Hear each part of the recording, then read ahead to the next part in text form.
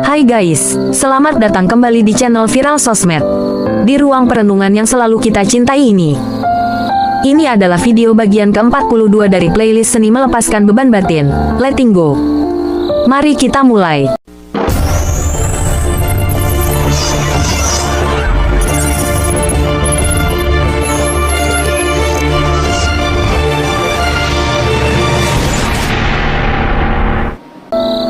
Coba kita jujur sejenak, berapa kali dalam hidup ini kita merasa sudah berjuang sekuat tenaga, tapi kok rasanya malah makin terperangkap dalam ketidaknyamanan. Kita mati-matian berusaha mengendalikan dunia luar, mengendalikan orang lain, situasi, atau bahkan masa depan, padahal yang seharusnya kita lakukan hanyalah satu hal sederhana, pasrah. Ini bukan pasrah yang menyerah tanpa daya ya. Ini adalah pasrah ala David R. Hawkins, sang maestro kesadaran, yang ia tuangkan dalam buku monumentalnya, Letting Go. Kisahnya gila, Hawkins didera puluhan penyakit kronis yang tak tersembuhkan, lalu ia memasrahkan semua penyakitnya. Dan satu persatu sirna. Kenapa? Karena ia menemukan akar masalahnya. Part 1. Mengenali luka dan hukum memaafkan. Teman-teman, Hawkins mengajarkan bahwa hampir semua penyakit, fisik dan mental, itu disebabkan oleh satu hal, emosi-emosi negatif yang kita pendam di alam bawah sadar. Bayangkan kesadaran kita itu seperti gunung es, yang kita sadari itu cuma puncaknya, hanya sekitar 1%, sisanya 99% ada di bawah permukaan, gelap, dan mengendap di sana.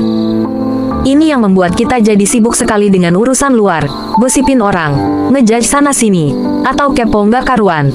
Padahal, waktu dan energi kita habis untuk tidak mengenal diri sendiri. Lalu, bagaimana cara membereskan yang 99% ini? Jawabannya ada pada kata kunci yang sering kita hindari, luka. Ketika sesuatu yang baru masuk ke dalam diri, atau ketika trauma lama muncul, kebanyakan dari kita refleks menutupinya. Kita pura-pura kuat, kita bilang, nggak ada apa-apa, tapi, kita harus berani merasakan luka yang menyakitkan. Tidak ada jalan pintas untuk keluar dari rasa sakit selain menerima rasa sakit itu sepenuhnya. Ibaratnya, kalau kita mau membaik, kita harus mengakui bahwa kita sedang terluka. Dan begitu kita menerima, barulah kita bisa mencapai level pembersihan yang paling tinggi, memaafkan. Memaafkan itu bukan urusan melupakan loh. Kalau kita melupakan, itu namanya lari. Memaafkan sejati adalah mengingat kembali peristiwa pahit itu, tapi tanpa ada lagi emosi negatif yang ikut menyertai. Lukanya ada, memorinya ada, tapi rasa sakitnya sudah sirna. Dan ingatlah satu hal, masalah-masalah yang muncul dalam hidup ini seringkali hanya tipuan waktu. Kita depresi karena kita hidup di masa lalu. Kita anxious atau cemas karena kita sudah lari ke masa depan. Dua-duanya itu ilusi. Masalah hanya hadir ketika kita gagal hadir utuh di sini, saat ini. Ironisnya, di ujung perjalanan kesadaran ini, kita akan menyadari satu hal yang paling menyentuh. Kita akan berterima kasih pada orang yang paling kita benci hari ini. Kenapa? Karena tanpa kehadiran mereka, tanpa sengatan luka yang mereka hadirkan, kita tidak mungkin naik ke level kesadaran yang lebih tinggi. Luka adalah tempat cahaya masuk. Part 2. Membayar dengan energi, the energy economy. Sekarang, mari kita bicara soal aset terpenting kita, energi.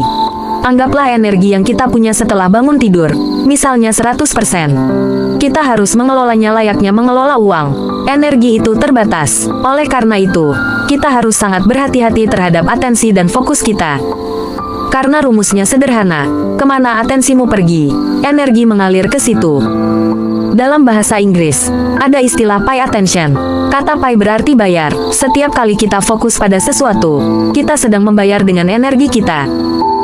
Gak ada yang gratis. Scroll TikTok, baca berita, atau bahkan sekadar marah-marah, semua itu dibayar pakai energi. Maka pertanyakan, apakah marah pada hal sepele itu merupakan investasi energi yang menguntungkan? Tentu tidak. Mengapa buang-buang energi pada hal yang returnnya nol, atau bahkan negatif? Sayangi dirimu dengan menyayangi energimu. Dan kita perlu mewaspadai 3 tipe manusia, terutama yang tipe ketiga, vampir energi. Ada yang meningkatkan energi kita uplifting. Ada yang biasa-biasa saja. Dan ada yang menyedot energi kita vampir energi. Anda pasti pernah merasakannya. Baru ngobrol 5 menit sama orang ini, badan kita langsung lemas, capek, dan bawaannya ikut-ikutan ngeluh. Itu vampir energi. Kita wajib punya self boundaries atau tameng yang jelas. Kita harus melatih kekuatan untuk menolak. Ingat, energi paling banyak bocor ketika kita sibuk menilai, judgment, dan mengeluh komplain. Orang yang banyak mengeluh tanpa sadar mengeluarkan energi yang sangat besar. Berhentilah jadi tukang komplain jika ingin punya banyak energi untuk hal-hal yang benar-benar bermakna. Part 3. Jebakan kebanggaan, The Problem with Pride. Setelah beres dengan level emosi rendah shame, guilt, apati, mari kita naik sedikit ke level 175 dalam skala Hawkins, pride, atau kebanggaan. Dalam pandangan umum, bangga itu terdengar baik, tapi Hawkins mengingatkan, kebanggaan pada dasarnya destruktif karena ia tidak mengandung cinta. Ia bisa berupa keangkuhan, arogansi, penolakan, atau yang paling bahaya, perasaan superior alias merasa lebih baik dari orang lain. Ini berbahaya karena kebanggaan membuat kita terisolasi.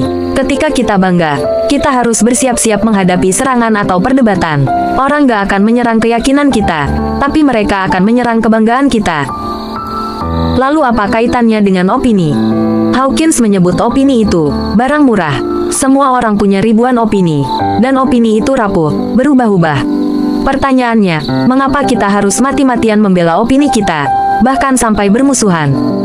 Seringkali kita terjebak dalam rasa sakit karena mempertahankan hal yang sudah tidak relevan. Kita takut mengubah pikiran, karena takut opini orang lain tentang kita berubah.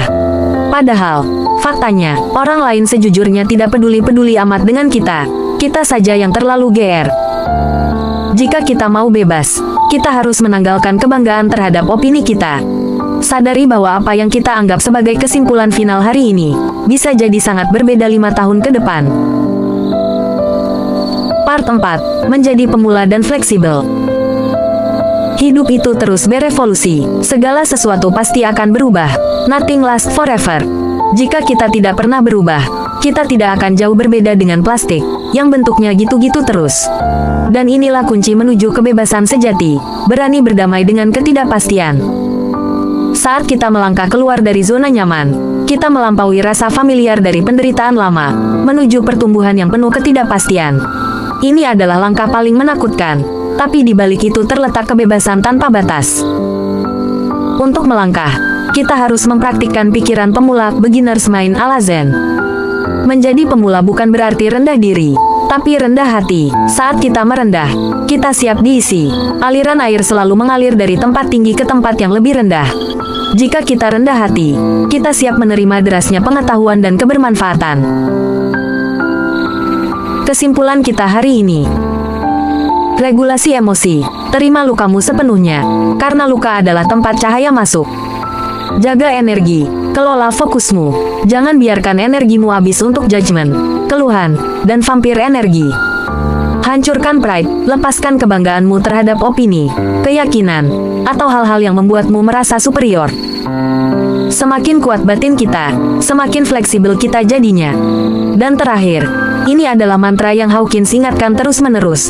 Don't look up, don't look down. Jangan mengidolakan seseorang secara berlebihan, dan jangan membenci seseorang mati-matian. Sebab, siapa tahu, besok yang menolongmu adalah orang yang hari ini kamu benci. Terima kasih sudah membersamai di ruang perenungan ini. Semoga energi Anda selalu mengalir ke hal-hal yang menguntungkan. Sampai jumpa di episode 43 playlist seni melepaskan beban batin. Letting go.